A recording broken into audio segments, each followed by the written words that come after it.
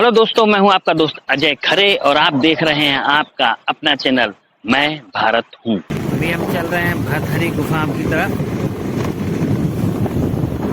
तो दोस्तों, जब तक हम पहुंचते हैं गुफा में, मैं आपको बता दूं कि उज्जैन, जो कि पहले उज्जैनी के नाम से जाना जाता था, यहाँ के राजा थे गंधर्व सेन। गंधर्व सेन की दो पत्नियां थीं।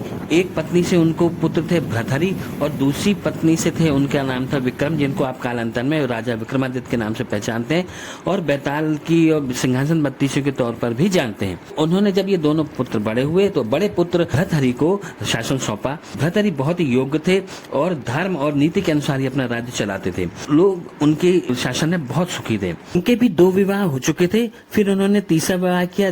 पिंगला रानी औरों से सुंदर थी और राजा की सबसे चहेती रानी थी। राजा उनको बहुत प्रेम करते थे। एक बार राज्य में बाबा गोरखनाथ आए तो राजा ने उनकी बहुत सेवा करी और जब सेवा से प्रसन्न हुए तो बाबा गोरखनाथ ने उनको एक फल दिया और कहा कि राजन, इस फल को खाने से तुम कभी भी बूढ़े नहीं होगे, सदा जवान रहोगे। जब बाबा चले गए तो राजा ने सोचा कि इस फल का मैं क्या करूंगा, मैं रानी को दे देता हूं जिससे वो सदा जवान रहे। लेकिन रानी वहां के कोतवाल से प्रेम करती थी और उसने यह फल कोतवाल को दे दिया। कोतवाल भी वहां की वेश्या पर आकर्षित था, वहां की नगर की, तो उसने वेश्या को दे दिया। वेश्या ने सोचा कि मैं इस फल को अगर खाऊंगी तो मैं सदा जवान रहूंगी और मुझे हमेशा यही करना होगा। तो उसने सोचा कि इससे अच्छा है कि राष्ट्रहित में फल राजा को दे दूं, जिससे राजा हमेशा जवान रहे और अच्छे से राज्य चलाता रहे। तो उस राजा को दे दिया। जब राजा ने यह फल देखा तो वो अचंभित हो गया। पहले तो उसे लगा कि यह फल रानी से चोरी हो गया होगा, लेकिन जब उसने पता किया तो पता लगा कि वेश्या को कोतवाल ने और कोतवाल को रानी ने दिया है। इस प्रकार राजा का दिल टूट गया और उसके मन में वैराग आ गया और फिर विक्रमादित्य को अपना ये राजपाट सौंप दिया और उज्जैन शहर की इसी गुफा में आकर तपस्या करने लगे। तो चलिए पहले चलते हैं अब इस गुफा में। तो चलिए दोस्तों, अब चलते हैं अंदर, देखते हैं इस गुफा में क्या है और फिर आगे भी बताता चलूंगा। काफी निचला हिस्सा है।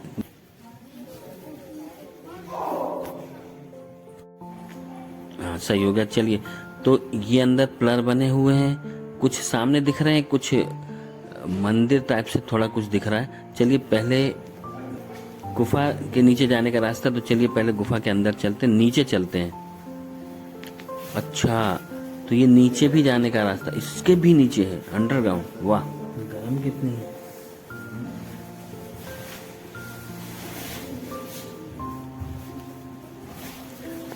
भाई बहुत सकरा रास्ता है। वाह, गजब भाई। यहाँ लाइट ना हो ना तो डर के मारे हालत पतली हो जाए भाई। वैसे शांति का माहौल है, लेकिन फिर भी थोड़ा सा डर तो लगता ही है। खासतौर पे मैं तो ये सोचता हूँ कि लाइट, उस समय तो लाइट होती नहीं थी, तो कैसे रहते थे, मशाल वगैरह जलाते होंगे। कमेंट्स में जरूर बताइए कैसे आपको कुछ जानकारी हो तो कैसे बिताते थे। चबूतरे बने हुए हैं कुछ, मुझे लगता है कुछ बाद में भी बनाए हो गए होंगे। ये देखिए, ये जो है, ये रास्ता जो अंदर दिख रहा है आपको, एक छोटा सा, ये रास्ता चारों धाम जाता था। ये भृतहरि जी यहीं से चारों धाम की यात्रा करके वापस यहीं आ जाते थे। देखिए,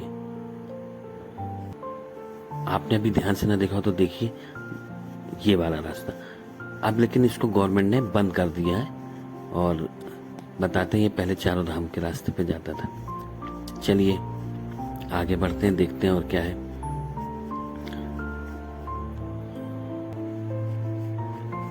ये एक और छोटा सा मंदिर है, पूजा स्थल। यहाँ पर साधना वगैरह करते थे।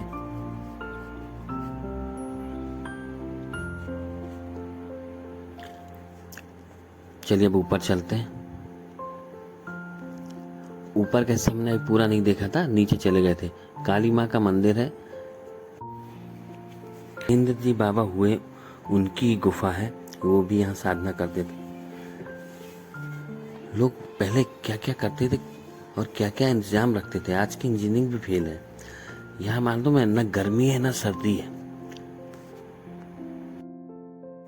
योगी बाबा मत्स्येंद्र जी की गुफा है ये, काफी सिद्ध पुरुष रहे। चलिए वापस चलते हैं। ये वो सामने जहाँ से हम नीचे गए थे। चलिए बाहर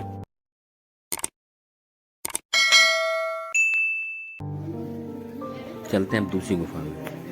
ये है गोपीचंद की गुफा। गोपीचंद जी जो है वो राजा भर्तृहरि के भतीजे थे। ये बगल में ही बनी है दूसरी गुफा, बाहर निकलने के बाद बगल में ही पास में गुफा बनी। ये काफी निचली बनी हुई है।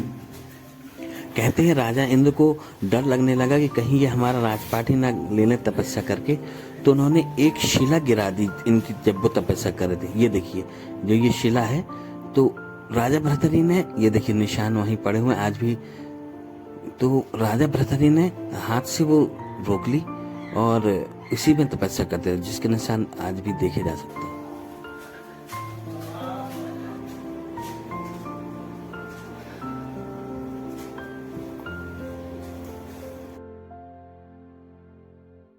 चलिए दूसरी गुफा देखते हैं। ये मंदिर सा लग रहा है, बहुत नीचा, ये तो बहुत ही नीचा, इसमें बैठ के ही जाना पड़ेगा। हाँ, ये शिव मंदिर है। चलिए इसमें पूजा करते बैठते, थोड़ा सा बड़ी शांति है यहाँ पर, थोड़ा सा डरावना सा माहौल है भाई, लेकिन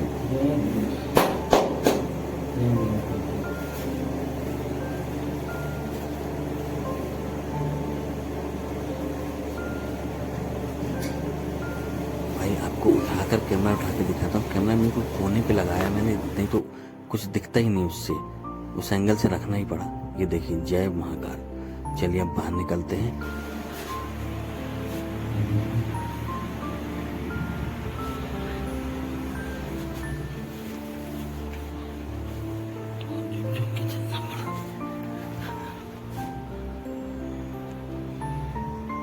भाई बड़ा खतरनाक माहौल है, सभी चले गए, डरावना सा माहौल। शांति है लेकिन भाई थोड़ा सा डर भावना का हिसाब लग रहा है भाई, गजब। चलिए अपन भी चलते हैं।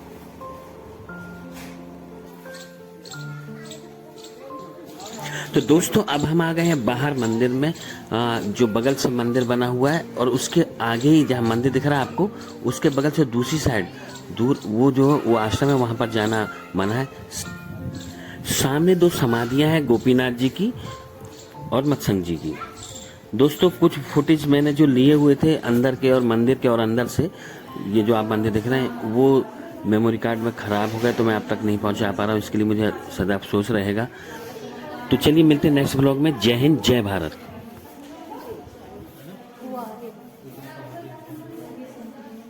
तो अगर आपको मेरा ये वीडियो पसंद आता है तो आप इसको लाइक कीजिए, शेयर कीजिए और सब्सक्राइब कर लीजिए, जिससे आपको मेरे वीडियो आप तक पहुंचाता रहूं। इसमें क्या कमी रह गई वो भी आप मुझे बताएं, जिससे मैं नेक्स्ट टाइम उसको क्लियर कर सकूं। थैंक यू, शुक्रिया।